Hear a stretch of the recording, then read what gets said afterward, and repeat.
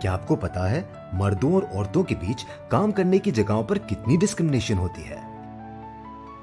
एक सर्वे के मुताबिक 57% औरतों को हुकूक नहीं मिलते, यानी कि वो मौके ही फराम नहीं होते जिससे वो आगे बढ़ सके। क्या आपको पता है ये क्यों होता है?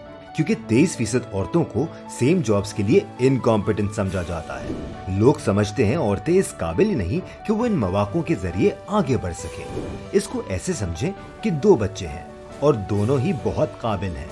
यहाँ हमें ये नहीं पता कि दोनों बच्चों का जेंडर क्या है। इन दोनों में से एक को स्कूल भेजा जा सकता है। हम उस बच्चे को स्कूल भेज देते हैं जो अपने आउटलुक से ज्यादा एक्टिव है। कभी सोचा है दूसरे बच्चे पर क्या गुजरती होगी? इसी तरह ज्यादातर वर्क प्लेसेस पर मर्दों को औरतों पर तरजीह दी जाती है, डिफरेंट वजूहात पर, जो कि लोगों के ओपिनियंस हैं या सदियों से चलती हुई सोच। हर किसी को आगे बढ़ने का हक है, चाहे वो किसी भी जेंडर से हो। और इन्हीं राइट्स को प्रोटेक्ट करने के लिए और इक्वल सोसाइटी के लिए जरूरी है कि हम एक दूसरे के जेंडर राइट्स और रिक्वायरमेंट्स का ख्याल रखें।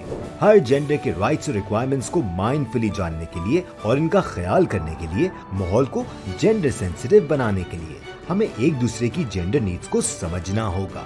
इसी को जेंडर सेंसिटाइजेशन कहते हैं। Gender sensitisation is all about empathy, एक ऐसा एनवायरनमेंट जहां मर्द औरतों को सपोर्ट करें और औरतें मर्दों को। मर्द क्यों आगे बढ़ बढ़ के बॉस के इर्द गिर्द काम कर रहा है? क्योंकि उस पर होम लोन का या घर के अखराजात का बर्डन है एंड ही नीड्स अ पे रेज। औरत घर टाइम पर क्यों जा रही है?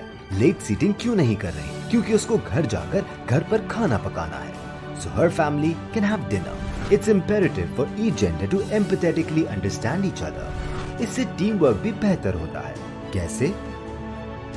स्टडीज सजेस्ट करती है कि मेल फीमेल इक्वल रेशियो की टीम्स ज्यादा बेहतर परफॉर्म करती हैं बनिस्बत ऑल मेल टीम्स के। तो हम सब की इम्प्रूवमेंट के लिए बेहतर है कि एक दूसरे के जेंडर की रिक्वायरमेंट्स का ख्याल किया जाए और एहसास करने वाला कोलीग बना जाए, ताकि हम आगे बढ़े और हमारे साथ बाकी सब भी अपनी अपनी जर्नी में आगे बढ़े।